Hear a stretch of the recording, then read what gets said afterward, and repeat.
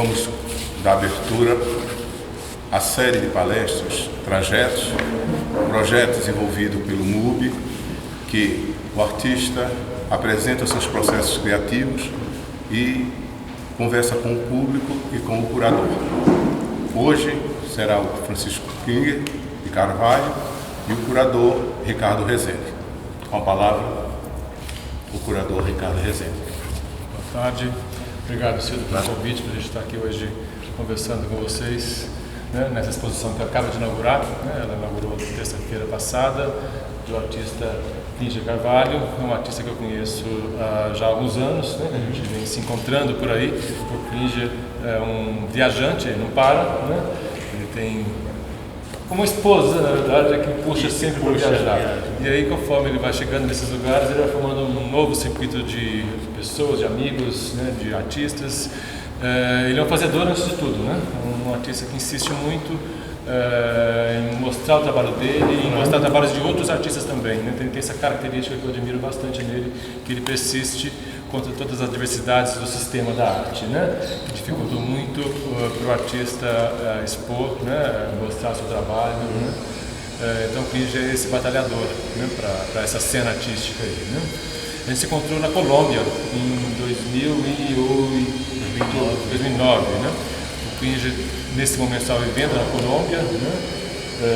E eu, depois de uma residência artística em Cali, comecei com certa frequência para esse país e para Bogotá também, e foi dali que a gente acabou se conhecendo, né? E desde então eu venho acompanhando o trabalho dele, o desenvolvimento do trabalho dele, né? E essa é a primeira vez, portanto, que a gente tem a oportunidade de vir para o espaço juntos, né? Ele também escreveu alguma coisa sobre o trabalho dele, um texto, né? Um pequeno texto, na verdade, mas não, né? Pensar uma coisa no futuro maior, obviamente. E a primeira vez a gente veio para o espaço com a exposição dele, a gente pôde juntos refletir um pouco sobre a obra, né? O que mais? Nós começamos a conversa ali em cima brincando, na verdade, o tempo para ele não passa, né? Ou não para, né? A tribo dele, o tempo não conta, né? Não se conta o tempo, então ele não tem idade, então a gente não sabe. Mas ele é originário de uma cidade do interior do Pará, né? Fica às margens do rio Amazonas ali, né? Amazonas ali, né? Que eu tive a oportunidade de conhecer esse ano também junto com ele. A gente foi num grupo de artistas e eu como curador ali, como convidado para observar o que eles iam desenvolver ali em Óbidos, né? É uma cidade onde o calor te abraça, né? Não te larga mais, mas foi uma experiência riquíssima assim, de conhecer, né, as origens do Klinger, né? E até isso ajuda bastante a gente a entender a obra dele, né? Assim, a gente percebe, né, entende de onde vem, na verdade, as referências, né, a organização estética do trabalho, né, assim, né? Então, vem dessas histórias, dessas vivências que o Klinger vivenciou ali, né, naquele lugar, né, e que ele traz com ele hoje e traz aqui para a exposição, né? Na primeira conversa que eu tive com ele, na primeira oportunidade também que eu tive de apresentar um trabalho dele, foi em 2012, no Arte Pará, do qual eu fui curador, né, geral dessa exposição, desse evento, que comemorava os 30 anos, né? E junto aos artistas selecionados pelo edital, eu também convidei alguns artistas para participar dessa exposição, né? Que teve como, não tinha um tema, na verdade, assim, claro, né? Mas obviamente que as obras todas giravam muito em torno da floresta, né, dos seus mitos ali, né? Das suas histórias, né? E o Klinger entrou com um trabalho que faz parte de uma coleção de um museu do estado, né? E quando eu vi no ano anterior, na verdade, eu fiquei bastante impressionado. Então, quando eu tive a oportunidade, foi esse trabalho que eu levei para a exposição. Era uma canoa, né? Enjaulada, né? Mais ou menos na mesma situação que a gente tem aqui no trabalho, né? Que são esses livros ali, né? Sobre uma base, né? Naquela mesma situação. Então, era um grande barco, né? De alguns metros, 3, 4 metros ali, confinado, né? E aí eu perguntei para ele por que aquilo, né? Me impressionava bastante. Primeiro, assim, a gente teve uma vivência na Colômbia, uma vivência aqui em São Paulo, no Brasil como um todo, né? Que é a presença das grades, né? Nas nossas vidas, né? A gente vive enjaulado, né? Ou impedido de passá-las, né? Quando nós estamos enjaulados aí, né? E aquele barco me impressionou bastante. Primeiro porque o barco é uma coisa que a gente imagina flui livremente no rio, né? Assim, é uma coisa que vai, né? Agora, para mim, era uma novidade muito grande, então, ver aquele barco ali confinado, né? E aí eu perguntei para ele o que se tratava daquilo ali, né? E ele me falou das histórias ali dos rios, né? Da situação de violência que as pessoas vivem hoje, né? Então, da necessidade hoje de muitos barcos pequenos de estarem de alguma maneira enjaulados ou cercados por grades, né? Para evitar justamente assaltos, né? Invasões, os piratas do rio, né? Então, aquilo ficou na minha cabeça imaginando, né? Que situação, que cena isso, né? Lidando lá também com o Luiz Braga, né? Que também me contou uma outra história, que é um fotógrafo importante lá de Belém do Pará, né? Que tinha como prática fotográfica fazer retratos, né? De pessoas, né?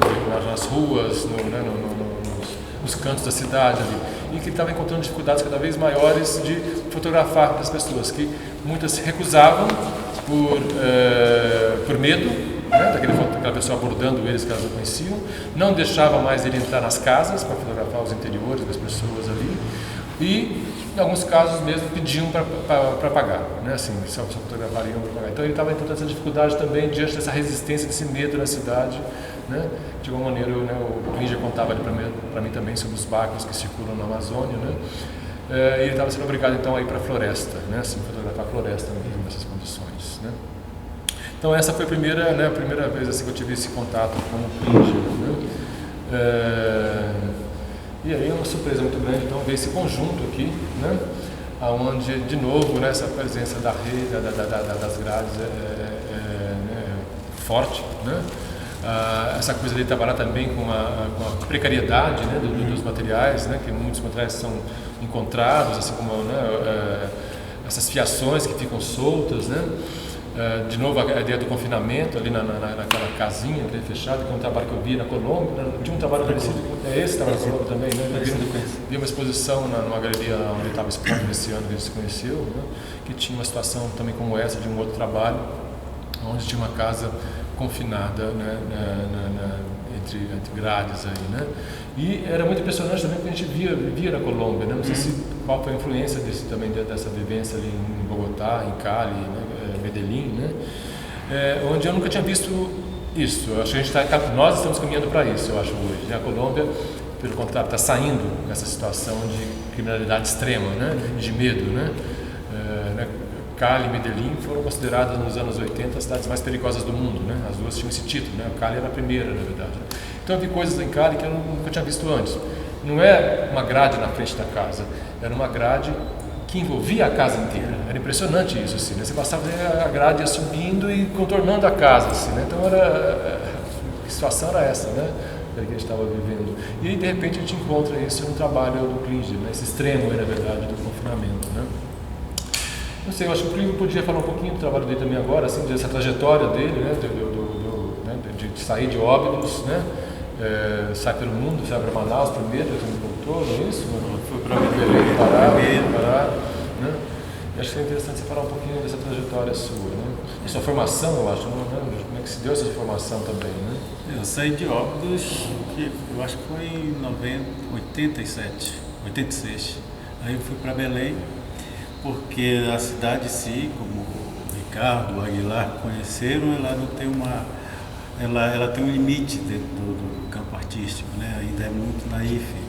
Então eu procurava novos horizontes e só Belém podia oferecer isso. Eu fui para Belém, passei 11 anos em Belém e quando vivi em Belém eu tinha uma influência muito do cotidiano, assim, da arquitetura, dessa coisa do barco. Então eu trabalhava muito com esses objetos, com as formas também, né? Bem típicas da Amazônia. E depois de passar esses 12 anos em Belém, que comecei a fazer uma carreira, e eu já tinha uma carreira, né? E eu expunha muito na Alemanha. E eu fiz aqui em São Paulo uma ou outra exposição, assim, nada assim muito significativo, mas eu fazia muita coisa com a Alemanha. O tempo todo estava chegando gente para me convidar para expor e eu fazia muito isso. E nessa oportunidade eu tive a oportunidade de conhecer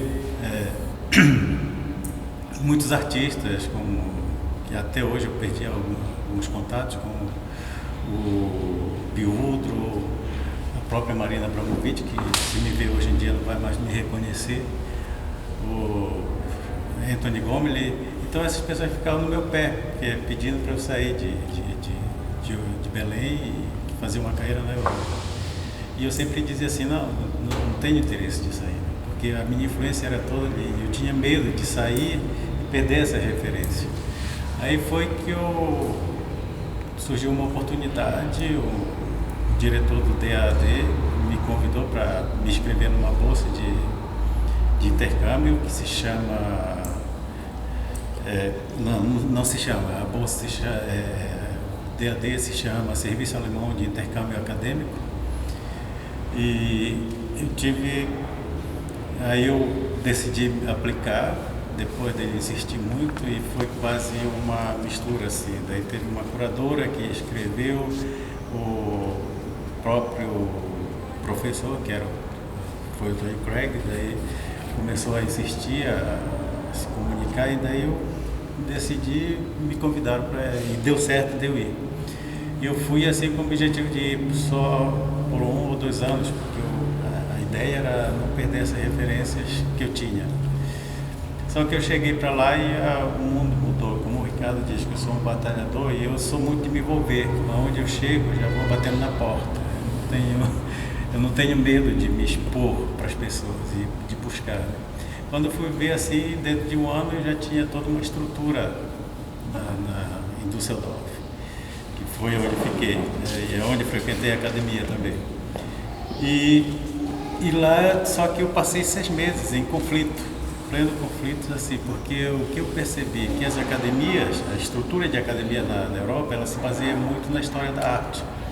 Mesmo que a pessoa tente sair desse lado, desse campo acadêmico, de mudar através de outra situação, ela sempre está ali ligada à história da arte. Ela não muda assim por mudar, ela tem sempre uma base, né? Se formos falar, por exemplo, da obra do Cunelis, né? Cunelis, ele tem toda uma referência da arte grega, então vem toda essa história. Você vai falar de um outro escultor, daí o escultor tem uma referência do outro lado, e eu não tinha essa referência. Minha referência era do dia a dia, aquilo que eu chamo ainda até hoje, que é a influência do imediato. E eu via muito também, agora voltando aqui, nos artistas dos anos 80. Os artistas dos anos 80, aqui, tipo Leo Nilson, tudo mais, eles pegavam a coisa que estava no dia a dia. Eles não iam pegar da história da arte e outra influência europeia, eles iam pegar coisas que estavam aqui ao redor. Então essa era também a minha referência que eu tinha aqui, né? E chegando lá, eu passei esses 6 anos que eu não sabia o que fazer. Daí eu comecei a misturar um pouco o que eu tinha aqui com os elementos, com essas matérias tradicionais, como bronze, como gesso. E aí eu fui desenvolvendo. Só que depois eu saio da Alemanha e começo a voltar ao meu entorno.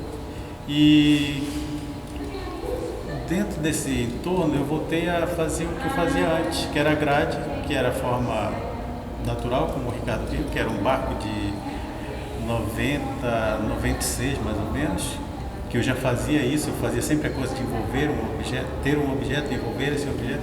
Aí eu passo a perceber essa questão da grade na arquitetura urbana. E aí eu começo a trabalhar assim de uma forma mais assim, usando essa visão urbana dentro da minha obra.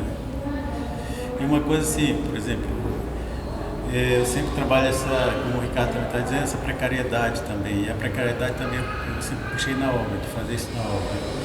Como eu estava conversando com o José agora há pouco, que a minha obra sempre tem essa coisa assim de quase estar caindo, de quase estar em movimento. Porque para mim, essa visão, a visão escultórica, para mim ela só funciona dessa forma. Já tentei até caminhar para outro lado, mas é impossível, porque já está gravado na cabeça essa situação, dentro da obra. Mas eu tenho vários pontos assim, eu trabalho, acho que eu tenho muita influência, não consegui deixar de ter essa influência no nosso cotidiano. Então meu trabalho tem muito isso. E também das questões da viagem. Para onde eu chego, sempre tem uma novidade a ser contada. Então eu sempre estou buscando ao redor. Eu sempre brinco com as pessoas que eu sou um artista que eu não copio outro artista. E se eu copio os artistas de rua. O vendedor, quando eu passo na rua assim, que está aquele amontoado assim, aqui estão com os o vendedor não, esses carroceiros, com aquele empilhamento, aquilo tudo vai mexendo na cabeça. Quando eu passo, assim, vejo algumas construções assim, de casas, isso tudo vai influenciando o trabalho. Bem, eu tenho uma outra linha de trabalho também que tem relação com a viagem, né? Que há um tempo eu, por conta de estar sempre viajando, eu empacotava meus trabalhos, engradava as minhas coisas. E aí eu comecei a criar uma série que se chamava Diário de um Viajante. E de acordo com o lugar que eu ia, eu escolhia uma cor e a partir dali eu começava a construir com móveis, esse tudo, e essa construção eu engradava com ripas, né, que é a forma que a gente usa muito para proteger as embalagens. Eu fiz foi uma experiência que eu tive quando eu estive no Chile, fiz em vermelho, que era uma variação em vermelho, que falava um pouco dessa coisa do Allende, do comunismo. Depois eu fiz dessa na Colômbia, que está aqui atrás, que foi feita em Medellín. E eu uso a cor da Colômbia, da bandeira da Colômbia. Eu fiz outro também, que era tudo em branco, que dava aquela visão de cocaína, religião e tudo mais. E sempre eu arrumava, tipo assim, era um caos que eu juntava. Você faz várias referências à Colômbia também, eu acho que nas cores desse trabalho também, né? Tem um vermelho, um amarelo aqui, né? Tem um azul, tem aquela lâmpada que está mais amarela agora, mas é um azul também. A Colômbia, de alguma maneira, afetou bastante assim, seu trabalho? Como é que é isso? Assim? A Colômbia foi algo fascinante, né? Assim, porque na Colômbia eu senti um pouco assim de Amazônia também. Você está na Amazônia, está na mesma linha da Amazônia. Da mesma linha. E a Colômbia ela tem essa coisa da improvisação, que é muito mais forte do que com a gente. Mas a gente usa a gambiarra, lá é mais mais as soluções, né, da gambiarra lá são mais evidentes. Mais evidentes. Por exemplo, tem Cali, onde tu estiveste também, tem um bairro em Cali que para mim é fascinante. Eu gostaria de fotografar todo o bairro, que se chama Bairro São Judas. E lá cada um constrói a sua casa do jeito que bem entende. Daí puxa uma grade que vem de lá, vai até no meio da rua praticamente, outro puxa uma escada que vai. Isso aí é uma fascinação arquitetônica que a gente puxa. Eu gosto muito de puxar isso para os meus trabalhos. De alguma maneira o trabalho reflete esse caos urbano, né? De uma maneira organizada, acho que essa precariedade, né? Do dia a dia, justamente, né? E um outro ponto, assim, por exemplo, esse trabalho aqui que a gente fala de um pouco da Colômbia, ele surgiu justamente na Colômbia por uma situação. Eu sempre via isso, essa coisa das luzes, assim, principalmente festas. E quem conhece assim, as festas de Santos aqui no Brasil, a gente vê a mesma coisa. Aí eu ficava pensando assim, o nome desse trabalho, inclusive, se chama Quando Mondrian Visitou a América Latina, né? Porque o Mondrian ele tem uma coisa muito certa no trabalho dele. O ateliê dele era um ateliê limpo. Eu ficava me perguntando, se um artista desse vem para a América Latina, será que ele continua com esse mesmo pensamento? Por exemplo, tem um exemplo aqui que eu uso muito do Frank Stella. Frank Stella veio aqui por causa do Nuno, eu acho. Depois que o Frank Stella veio para cá, ele mudou totalmente o trabalho dele. O trabalho dele está totalmente assim, dentro do improviso. Ele usa muito, ele está usando até um termo que ele diz assim, que ele está usando os chapéus do Brasil. Ele fala isso? Fala disso. Outra pessoa que mudou muito o trabalho dela depois que veio para cá foi a Marina Abramovic, a primeira vez que veio, foi em 91. Dali para para lá, ela começou a ter. E nessa época vocês tiveram contato também? Porque acho que ela tem uma fazenda ali na região do Belém. Tem, ela andou explodindo lá. São duas pessoas que estão muito ricas na Amazônia, né? São três, na verdade. A Marina Abramovic, o Aguilar, conhece o Aguilar? É um artista que de São Paulo que está também ao pé do chão. Ele resolveu deixar tudo aqui e foi para lá. Foi para lá, né? Pai da natureza, né? Isso. E já é quase dono de uma da cidade. Região, de Alter do Chão. Quase dono da região. E o Celso Fioravante. O Celso Fioravante, que é dono de Marajó. Cria búfalos, né? E a Marina explora pedras preciosas lá, né? Os cristais, né?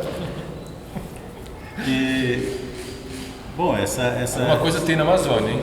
Está atraindo esses artistas para lá, na verdade. Então é isso aí, né? Porque na Amazônia está cheio também de bons artistas, né? Acreditável. Né? E voltando à questão dessa coisa que nós temos, porque eu acho assim, nós não temos uma tradição de história da arte, assim, como dessa história da arte clássica europeia que tem, né? O que nós temos é uma influência que está sempre ao redor. Eu acho que nós artistas sempre estamos buscando isso aqui. E eu não sou artista assim, de buscar muito de coisa de livro. E eu sempre estou assim, pensando nos artistas que vêm para cá também se inspirar. Por exemplo, tem o Thomas Hirschhorn, de vez em quando está aqui no Brasil para se pegar referências para o trabalho dele. Isso eu fico pensando, por que ele faz isso e eu que sou daqui não faço isso? Então tem muito isso no meu... Agora, a tua formação, como é que foi? Você fez faculdade de artes plásticas, artes visuais? Não, você...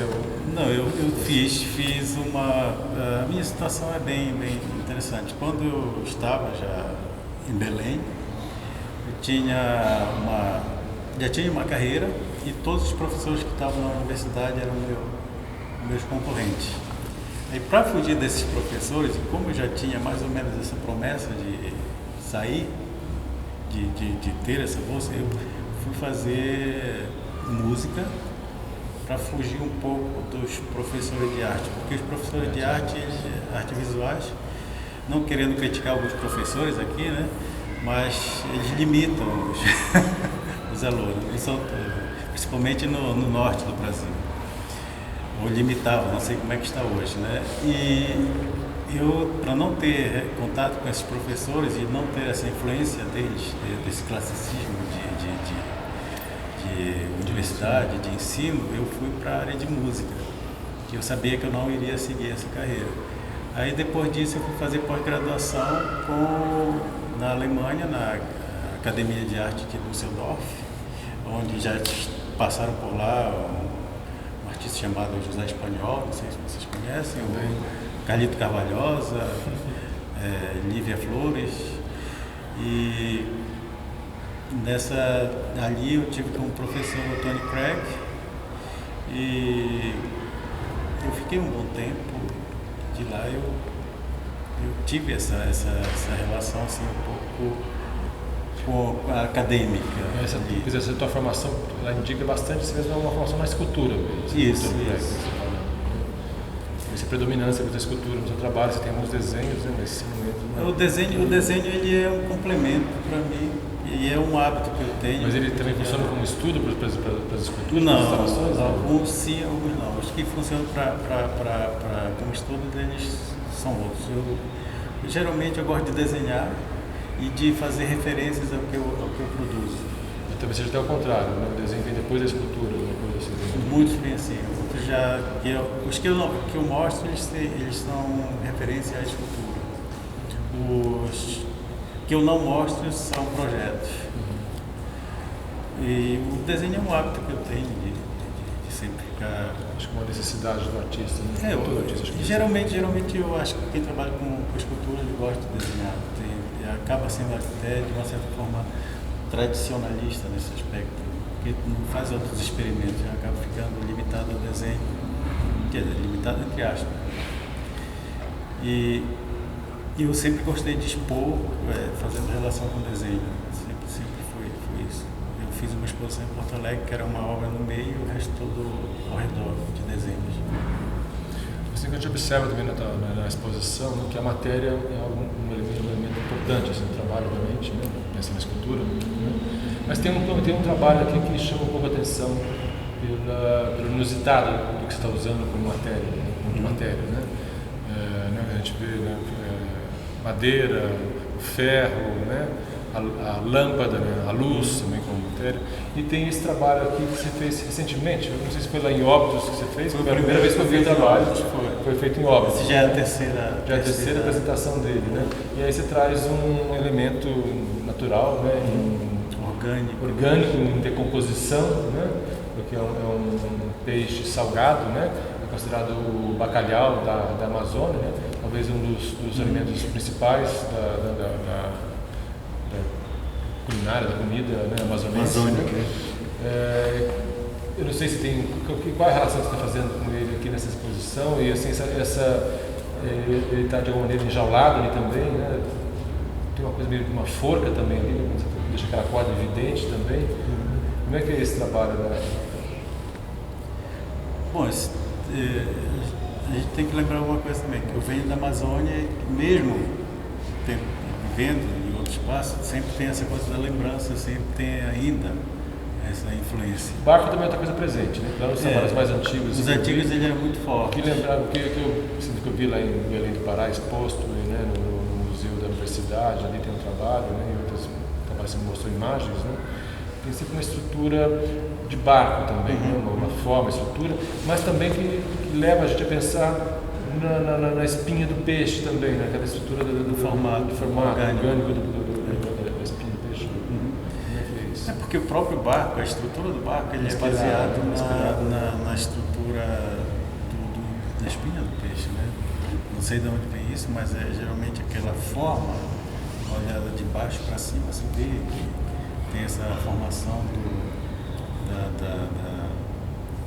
espinhaço que chamamos, né? E quando eu pensei esse trabalho, eu tínhamos esse projeto na Amazônia, que era junto com uma galeria alemã, e quando eu fui para lá, eu não queria chegar também com um trabalho que não tivesse relação com a cidade. Antes de eu chegar lá, houve uma grande apreensão desse peixe que se chama pirarucu e junto com jacaré.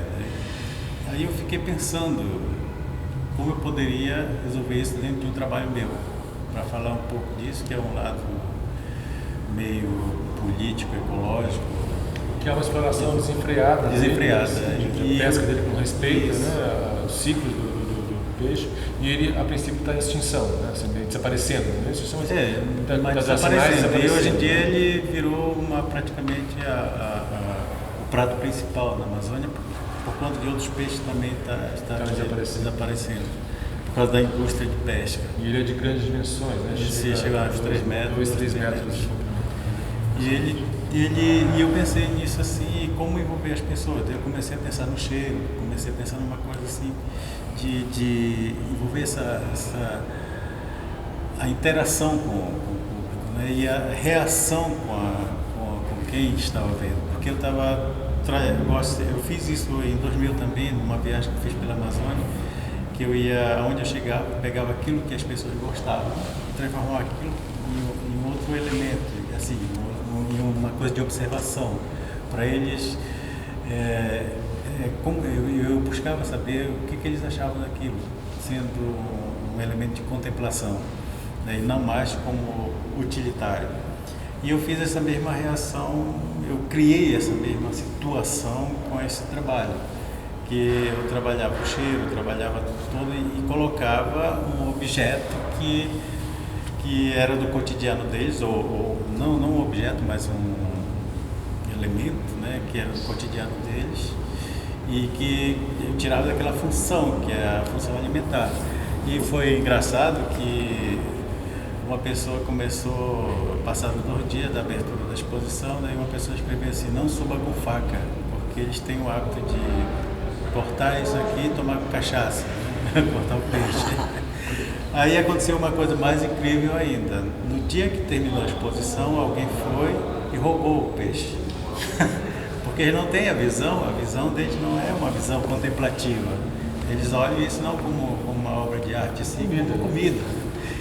Então foi uma reação assim bem interessante, uma coisa assim antropofágica.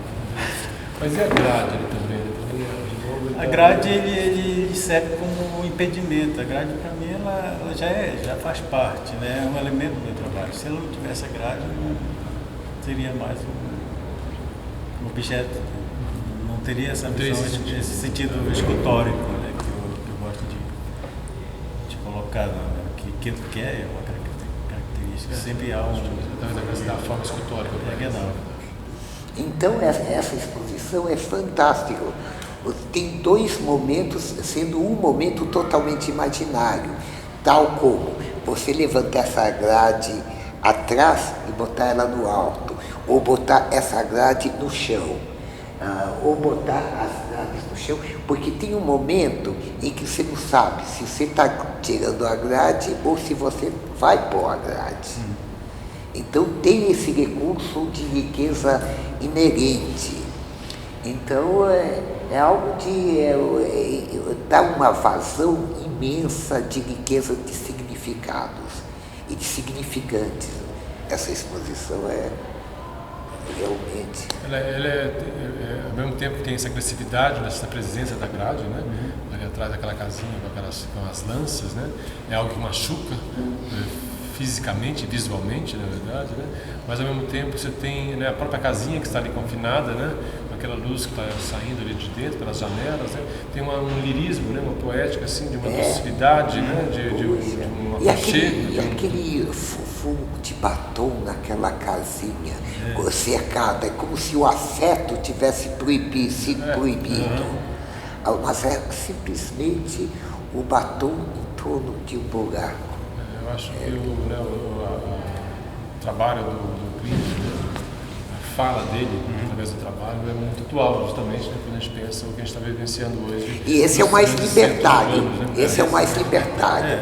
Esse ilumina e não tem... A luz que expande. Mas a gambiarra, ela está sempre presente também no seu trabalho, né? Eu não sei se você usa... A precariedade que a gente fala. Precariedade, porque a palavra que vem, não sei se você usa essa palavra gambiarra, né? Eu acho que eu não uso muito porque ela é uma palavra muito usada. Acho que gambiarra tem um outro sentido. Gambiarra, ela procura uma solução no precário. Né? O precário são as instalações que ele está fazendo aqui, mas ele não esconde, ele não está dando uma solução, não está solucionando. A gambiarra, ela tenta, né, puxar um fio, não sei o quê, esse sentido eu acho. Ela tem uma função, a gambiarra, na verdade, também, nesse sentido. Né? E ela não tem uma busca da estética. Isso que eu uso muito o improviso. E eu não tenho uma como é que se diz, uma fascinação em fazer a coisa perfeita. Né? Eu acho que eu sou muito solto nesse aspecto. Se há um erro... O improviso, a espontaneidade, talvez também nesse sentido, né? Da aproximação dos materiais, né? Acho que é por aí. Tem esse ponto. Acho que o que é mais interessante no trabalho é justamente esse improviso, né, da gente ver, né, assim, de aquele tecido colocado ali embaixo daquela grade, né, assim, não buscar somente a forma. Exatamente, que quebra, né. Com essa história do Catusa improviso, é muito no sentido dos músicos, né? Os músicos, quando improvisam em cima do seu repertório, improvisam em cima de uma coisa já conhecida. Então, acho que no seu caso, quando você fala improviso, eu vejo muito com esse sentido musical, porque é um improviso que acontece em cima de um conhecimento adquirido. Porque a gente vê o repertório surgindo em vários momentos aqui, né? Então, eu te falei no dia da abertura, né, que eu tinha entendido uma coisa do seu trabalho, porque eu tinha visto sempre reproduções e não tinha visto tudo junto, nem tinha caminhado com algum trabalho. Daí, naquele dia da abertura, eu percebi algumas recorrências, assim. Então, uma delas, essa coisa da inclinação, né? Que tem um negócio oblíquo, assim. Quase todos os trabalhos têm essa inclinação. Eles não são ortogonais, assim, eles não estão inclinados. Eu acho que isso, de alguma maneira, vem do barco, né? A estabilidade. A estabilidade. Inclina para os dois lados, assim. Então, eu acho que essa inclinação dos trabalhos desestabiliza e eu acho que tem uma ligação com o barco. Também, agora, enquanto a gente estava falando, né, convivência. Assim, você fica no trabalho, você vai sentindo umas emanações assim. Daí outra coisa que eu vi que a sua grade, eu acho que vem da rede, né? A sua grade parece que é uma rede dura, né? Porque a rede é um negócio, é uma espécie de bolsa que abraça alguma coisa e tira do seu ambiente, né? A sua grade parece que vem disso, assim, uma espécie de rede organizada, uma rede dura. Assim. Então, de novo, parece que a origem está nesse repertório materno, nessa paisagem materna que você traz para o trabalho. E daí também fiquei pensando na coisa da cor. A cor que você utiliza também parece que cria uns campos, a cor cria uns campos, né? Parece um espaço de convivência para o objeto. Então, o amarelo aqui nesse cercado, o vermelho lá, os desenhos vermelhos de uma cadeira que cria um campo. E mesmo o verde aqui da mesa de sinuca também é um campo, assim, onde você atua ali, né? Sabe, a gente discutiu isso um pouco, né? Que eu assisti um pouco nisso, assim, né? Ele não trouxe uma coisa que eu pedi. Havia um azul naqueles desenhos lá, um azul intenso, né? Que eu vi no ateliê. Traga esse azul. E ele não trouxe. Ele traiu aqui agora. Porque a gente estava pensando nesse caminho também das cores. A gente como ele trabalhava assim, os campos de cor aqui também, né? Na exposição, né? Tem aquele vermelhinho lá, né? Olha que, né? Assim, jogado. Que é a posição petista dele, mas a gente não pode falar muito aqui não, porque, né? E os pratos? Os pratos também, né? Que acho que é um detalhe, assim, né? Que, né? A fragilidade. A fragilidade, né? Aquele peso em cima, né? Quando a gente foi mexer com ele, né? A tensão de não quebrar, de mexer, de não deixar cair, né? Mas ele está lá pousado, né? Na verdade, recebendo, né? A escultura ali, né? Daí eu fiz um trabalho que era também nesse sentido menos escultórico, mais de instalação, que eu trabalhava com as duas culturas, a católica, que usava cruz, na época com sangue, e a questão dele religiosa, que usava cinza e cuia. E a questão amazônica também, que na Amazônia se crê que é verdade, quando alguém morre, eles soltam umas cuias com vela, e aonde está o morto fica rodando. Então eu trabalhei muito com esses símbolos, coisa que hoje em dia não faço muito frequente, porque perde um pouco o sentido, você sai do seu universo, e eu trabalho muito com o universo que está ao meu redor. Isso eu tenho usado muito o termo de Heidegger, que diz que não há obra sem o artista e não há o artista sem o seu meio. Então o meu meio, onde eu estou vivendo, é aqui. Por isso que eu nunca também, para onde eu vou, eu procuro me desgastar ali, usar bastante o lugar onde eu estou. Por isso que eu nunca fiquei buscando fazer carreira em São Paulo enquanto estava morando fora, porque ali era o meu universo. Então eu trabalho muito essa questão da influência de onde eu estou, né?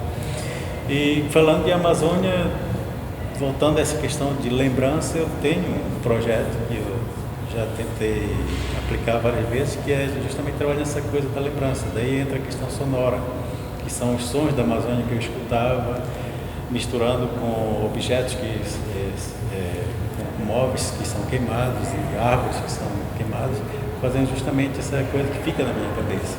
Porque eu, de vez em quando, até em sonhos, eu fico lembrando da Amazônia de um passado que praticamente está só na lembrança. Foram 3 obras que eu construí para cá, são 3 obras inéditas. Dessas 3, uma delas é esta aqui, que se chama O Jogo Só Termina Quando a Última Obra Entra. É uma obra que eu pensei no ano 2000. Ele imita um pouco os movimentos do jogo de sinuca. Ao mesmo tempo eu jogo com a questão da obra de arte, né, e do artista. A segunda obra que eu fiz é aquele ali, este aqui, que tem também o jogo de sombra e um pequeno detalhe em vermelho, que se chama Mesmo Que Você Insista, Não Jogarei a Toalha. É um pouco meio político o título da obra, mas ele tem um aspecto mais de construção, né? E o terceiro que eu fiz é este aqui, que ele não tem título.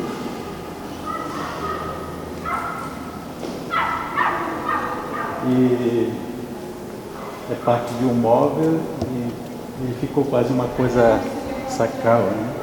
Mas ele tem uma visão mais escultórica, tem uma visão, tem um caráter mais escultórico, um caráter mais também da arquitetura, né? E das grades. Foram esses três que eu pensei para cá.